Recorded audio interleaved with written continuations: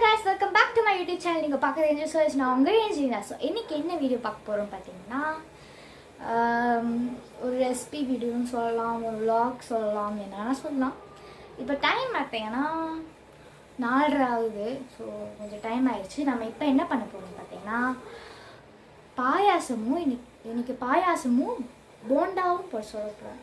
எப்படியோ வந்து நிறைய பேர் வடை பாயாசம் சொல்லுவாங்க. பட் நம்ம வந்து உளுந்து மாவு ஆட்டாத காரணத்தினால் நம்ம வந்து போண்டா சுட போகிறோம். ஓகே, ரொம்ப வளவலன்னு பேசாமல் நாங்க வீடியோக்குள்ள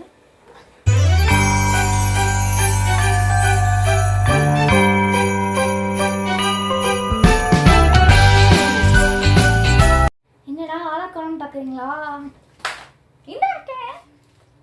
ஸோ வந்து பாயாசத்துக்கு நம்ம இவ்வளோ பெரிய சட்டி எடுத்துருக்கோம். இது வந்து குக்கர் நினைக்கிறேன். ஆமாம், இது வந்து குக்கரு. பட் இருந்தாலும் நம்ம இது குக்கராக யூஸ் பண்ணுறது இல்லை. அதனால் நம்ம இந்த மாதிரி பாயாசம், கேசரி இந்த மாதிரி எது வேணால் யூஸ் பண்ணிக்கலாம். ஸோ நம்ம இந்த இவ்வளோ பெரிய சட்டி எடுத்து அடுப்பில் வச்சுப்போம். இப்போ கேஸை ஆன் பண்ணவும் ஸோ இப்போ எடுத்து இதோட நான் வந்து அலாசி வச்சுருக்கேன். பார்த்தீங்களா, இதெல்லாம் வந்து தண்ணி எல்லாம் சூடாகி எவாப்ரேட் ஆயிடும். ஸோ அதை வரைக்கும் வெயிட் பண்ணுவோம். பண்ணிவிட்டு சாரி இது வைக்கிறதுக்கு முன்னாடி 1 minute இது வந்து தேவையில்லாதது. ஆக்சுவலாக வந்து இது இங்கே வைக்காமல் அந்த பக்கம் வச்சுக்கணும். ஏன்னா வந்து நமக்கு வந்து ஜவ்வரிசி வறுக்கணும். அதை நான் மறந்துட்டேன். பண்ணுவோம். சடனாக உங்களுக்கு எதாவது பாடு தோணா கீழே கமெண்ட் பண்ணுங்க இந்த வீடியோ பார்க்கும்போது. ஸோ நம்ம வந்து ஜவ்வரிசி வறுக்க போகிறோம். இன்னும் ஜவ்வரிசி வறுக்கிறதுக்கு இவ்வளோ பெரிய வந்து வடை சட்டி பரவாயில்ல வறுக்கணும்.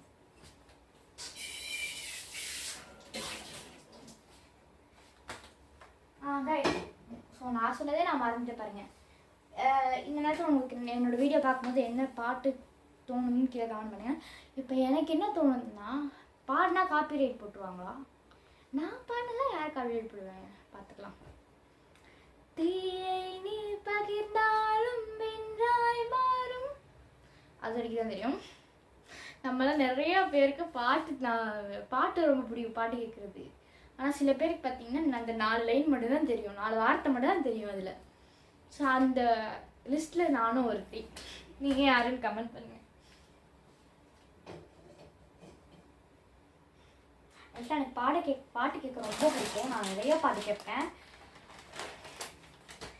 மேக்ஸிமம் நான் வந்து அனிருத் சாங்கு அவங்க பாடினதான் கேட்பேன், அதிகமாக கேட்பேன். அதுதான்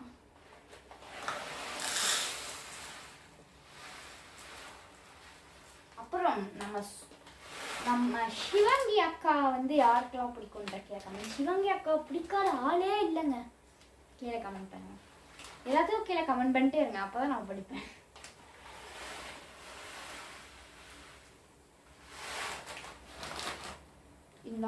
இது வந்து அரிசி கப்பு. இந்த அரிசி கப்பில் 1 கப்பு தலை தட்டினா இது டேப் பண்ணி ஃபுல்லாக இருக்கணும்.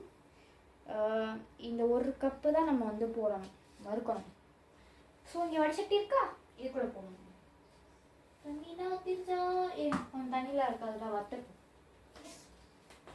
நம்ம இந்த கரண்டி எடுத்துப்போம். மரக்கரண்டி இருந்துச்சு, இருக்கு எடுத்துட்டேன். வேணாம் இருக்கு, நம்ம அப்படி எடுத்தெல்லாம் போடணும்ல, அதனால் இந்த கரண்டியாக இருக்கும். இதை வச்சுக்கலாம். நான் ரொம்ப வளவலன்னு பேசுறேன்னா கீழே கமெண்ட் பண்ணுங்க. இல்லை வீடியோ பூரா பேசிகிட்டே இருக்கனாலும் கமெண்ட் பண்ணுங்க. எனக்கு தெரியல. பட் அந்த எத்தனை பேருக்கு வந்து நீங்கள் நார்மலாக நல்லா பேசுவீங்க. அதாவது நார்மலாக அம்மாட்டியோ நார்மலாக ஃப்ரெண்ட்ஸ்கிட்டயோ நல்லா பேசுவோம். பட் கேமரா வீடியோ எடுக்கணும்னு ஒரு கேமரா வச்சாவே வாய் வளரும், அப்படி வளரும் கைஸ். உங்களுக்கு நடந்திருக்கான்னு கீழே கமெண்ட் பண்ணுங்க. நிறைய எனக்கு இப்படி தான். நான் இப்போ தானே கொஞ்சம் தான் வீடியோ போட்டிருக்கேன். ஸோ ஆனால் வந்து எப்படி நான் வந்து வீட்டில் பேசணும்னா அந்த மாதிரி பேசுவேன். பட் வந்து வாய் வளரும். கொலன்னு வளரும், ஏனே தெரில. அது ஃபேராக இருக்கலாம் தெரில.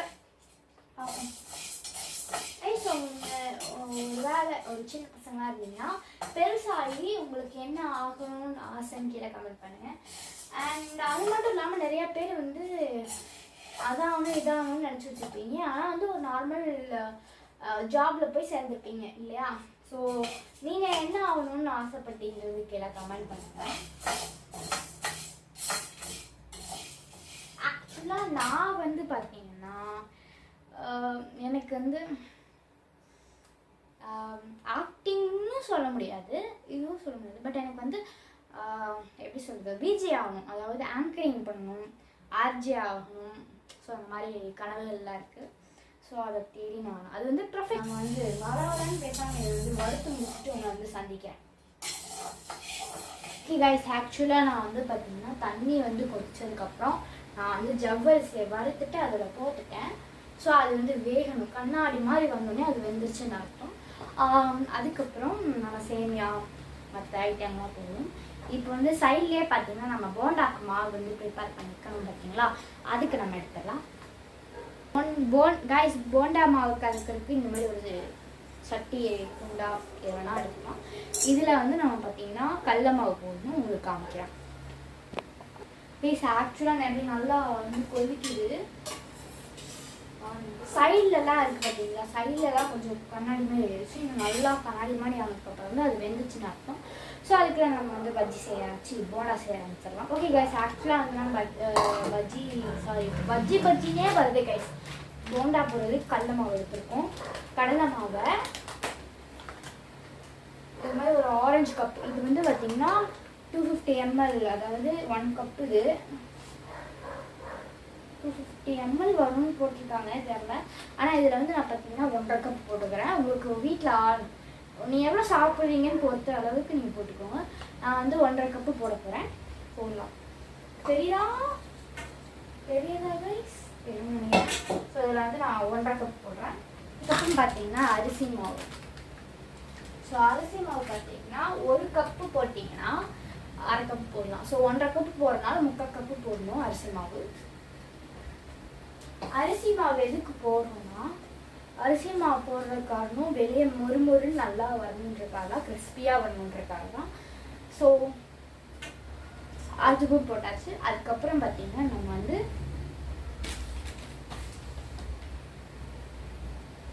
பெருங்காயத்தூள் போடணும். பெருங்காயத்தூள் போடணும் கன்ஃபார்ம். ஸோ இது வந்து பெருங்காயத்தூள் போடலாம். பெருங்காய பொடி போட்டாச்சு. அண்ட் சோடா உப்பு போடணும், எடுத்துகிட்டு வந்துடுறேன். சோடா உப்பு போடுறதுக்கு முன்னாடி பார்த்தீங்கன்னா நம்ம மிளகாய் பொடி போடணும், சொல்ல மாட்டேன். அந்த மாதிரி தான் 1 கப்பு போடுறீங்கன்னா நீங்கள் 2 ஸ்பூன் மிளகாய் பொடி போடணும். 1.5 கப் போடுறதுனால 2.5 ஸ்பூன் போட்டால் 1 2 கடைசியில் 1/2 ஸ்பூன். அவ்வளோதான். சோடா உப்பு ஆக்சுவலாக பார்த்தீங்கன்னா கடலை மாவு, அரிசி மாவு அண்ட் மிளகாய் பொடி, சோடா உப்பு அண்ட் அதுக்கப்புறம் உப்பு போடணும். தேவையான அளவு போட்டுக்கணும். நான் வந்து எனக்கு தேவையான அளவு போட்டுட்டேன். போட்டாச்சு. ஸோ இப்போ வந்து பார்த்தீங்கன்னா நம்ம வந்து இதில் வந்து வெங்காயம் கருவேப்பிலை போடணும். ஸோ அதனால் நான் வந்து வெட்டிட்டு நான் உங்களை வந்து சந்திக்கிறேன். ரைஸ் அது மட்டும் இல்லாமல் நல்லா வெந்துக்கிட்டு இருக்கு, நல்லா வேகட்டும் ஒரு பக்கம். ஓகே ரைஸ், ஆக்சுவலாக வந்து நான் வந்து வெங்காயமும் கருவேப்பிலையும் நல்லா பொடிசாக கட் பண்ணி போட்டுட்டேன். ஸோ நம்ம வந்து இதை வந்து கலக்கணும். அது மட்டும் இல்லாமல் நம்ம வந்து வெங்காயத்தை நல்லா பொடியாக நறுக்குது. வெங்காயத்தை நல்லா எப்படி சின்னதாக வெட்டுறதுன்னா, உங்களுக்கு வெட்ட முடியலையா இதை வாங்கிக்கோங்க. ஆக்சுவலாக நான் அதை வாங்கி நிறையா யூஸ் பண்ணியிருக்கேன். யூஸ்ஃபுல்லான திங்கு.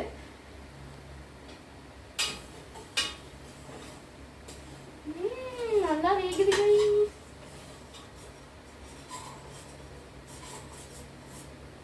ஆக்சுவலாக இது வந்து எளிய கடலை விடணும், இல்லைன்னா அடி பிடிச்சோம். அதனால தான். ஸோ இது வந்து பார்த்தீங்கன்னா இதோட ப்ராடக்ட் லிங்க் வந்து டிஸ்கிரிப்ஷனில் இருக்கேன். இது ப்ரொமோஷன்லாம் கிடையாது. நான் வந்து யூஸ் பண்ணி பார்த்து நல்லா இருக்குன்றதுனால உங்கள்கிட்ட ஷேர் பண்ணுறேன். ஸோ ரொம்ப நாள் ஆச்சு. ஸோ உங்கள்கிட்ட ஷேர் இப்போ தான் பண்ணுறேன். இந்த ப்ராடக்ட் லிங்க் வந்து கீழே டிஸ்கிரிப்ஷனில் கொடுத்துருக்கேன். ஸோ அதில் போய் செக் பண்ணி வாங்கிக்கோங்க. கைஸ் இதை வந்து நம்ம வந்து ஃபஸ்ட்டு கையிலே தண்ணி ஊற்றாமல் நம்ம வந்து ஃபஸ்ட்டு இது பண்ணி விட்டுக்கலாம். நல்லா கலந்து விட்டுக்கலாம்.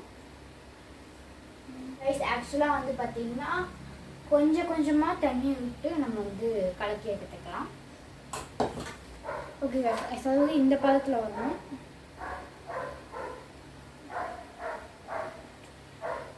இது நல்லா கலந்ததுக்கப்புறம் நல்லா இருக்குது. இதை வந்து ஓரமாக எடுத்து வச்சிடலாம். ஃபஸ்ட்டு நம்ம வந்து பாயசம் பார்க்கலாம். ஆக்சுவலாக வந்து ஜவ்வரிசி வெந்துருச்சு. சேமியாவும் போட்டேன். அதே கப்பில் சேமியா போட்டுக்கணும். அது வறுத்த சேமியா இருந்தால் போட்டுக்கோங்க. இல்லைன்னா இன்னும் கொஞ்சம் வறுக்காத சேமியானா வறுத்து போட்டுக்கோங்க. அண்ட் அதுக்கப்புறம் பார்த்திங்கன்னா அதுவும் வெந்துருச்சு. வெந்ததுக்கப்புறம் இதே கப்பில் சர்க்கரை போட்டுட்டேன்.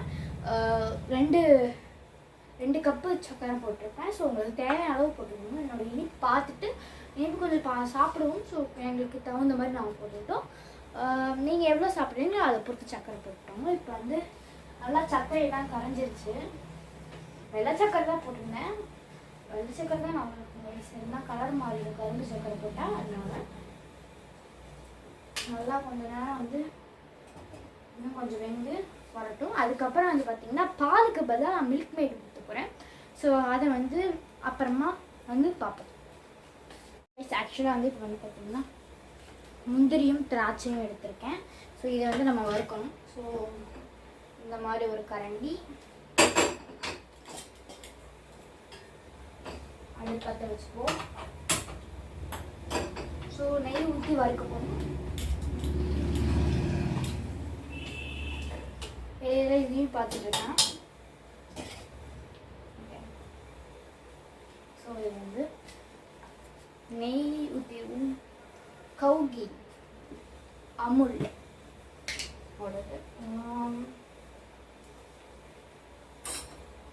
ஒரு ஸ்பூன்.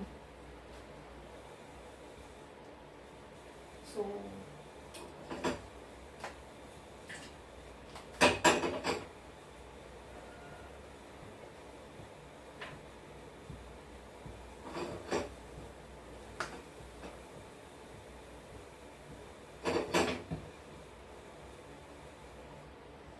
இப்போ நெய் போட்டுடலாம்.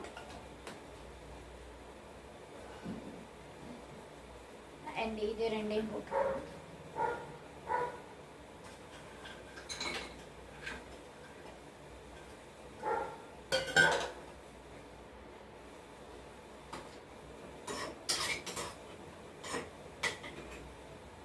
இது நல்லா வறுத்துட்டோன்னே இதில் போட்டுடலாம்.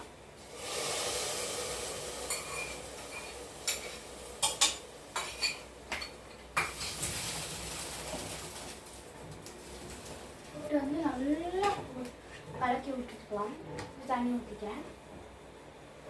ஊற்றிட்டு இது சைடில் இருக்கட்டும். நம்ம வந்து மில்க் மேடு ஊற்ற போகிறோம். இது பார்த்தீங்கன்னா அமுலோட மில்க் மேடு. இதை நம்ம திறந்துக்கலாம். இதை வந்து நம்ம ஊற்றிடணும். நல்லா கலக்கி விட்டுட்டு ஊற்றிடணும். நான் ஆக்சுவலாக தேவையான அளவு ஊற்றிக்கிறேன். இது வந்து பாலுக்கு பதிலாக தான் இந்த மில்க் மேடு. பால் ஊற்றிங்கன்னா மில்க் மேட் போட தேவையில்லை.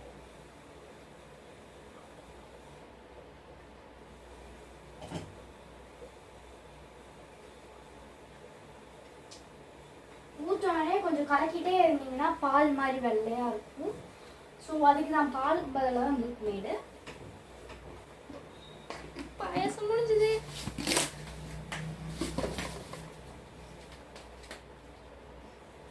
ஆக்சுவலாக பாயசம் செய்கிறேன்னு சொல்லி கிச்சன்லேயே கொஞ்சம் கசகசன்னு இருக்கேன். நல்லா க்ளீன் பண்ண. அதுக்கு முன்னாடி போண்டா ஒன்று இருக்குது. போண்டா போடணும். பார்ப்போம்.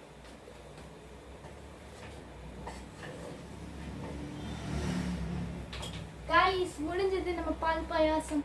பால் பாயாசம் சொல்ல மாட்டேது, நார்மல் பாயாசம் முடிஞ்சது.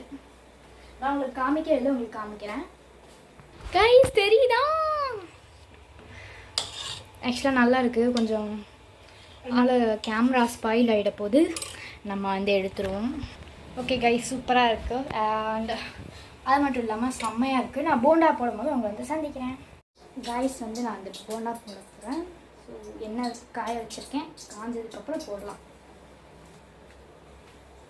ஓகே கைஸ், இப்போ வந்து எண்ணெய் ஒரு காஞ்சிருச்சு நல்லாவே. ஸோ இதை வந்து நம்ம போட்டுடலாம். ஃபஸ்ட்டு காஞ்சிச்சான்னு பார்ப்போம் நம்ம போட்டு.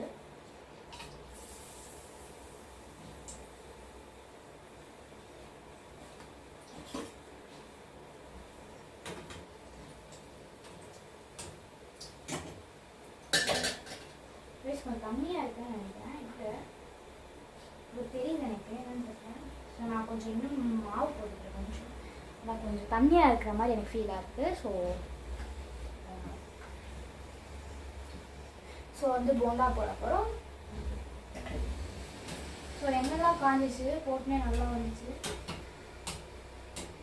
கைஸ். அதே சமயம் கொஞ்சம் நல்லா ரொம்ப மாவெல்லாம், அதாவது எண்ணெய் காஞ்சதுன்னா மேலே வெளியே வந்து பார்த்தீங்கன்னா கருகிடும், உள்ளே வேகவே வேகாது.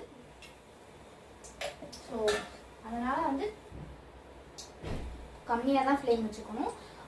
காஞ்சதுக்கப்புறம் கம்மி ஃப்ளேம், மீடியம் ஃப்ளேமில் வச்சுட்டு நம்ம வந்து போண்டா போட்டுடலாம். ஸோ நான் உங்களுக்கு முழுசாக போட்டுட்டு சாப்பிடும்போது உங்களுக்கு காமிக்கிறேன். இப்போதைக்கு பை பை.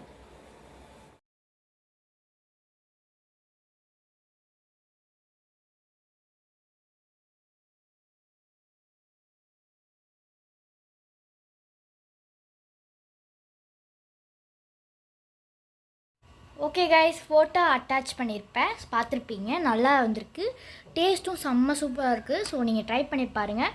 ட்ரை பண்ணி பார்த்துட்டு எனக்கு கீழே கமெண்ட்ஸில் சொல்லுங்கள். ஓகே கைஸ், நான் வந்து அடுத்த வீடியோவில் உங்களை வந்து பார்க்குறேன். பாய்.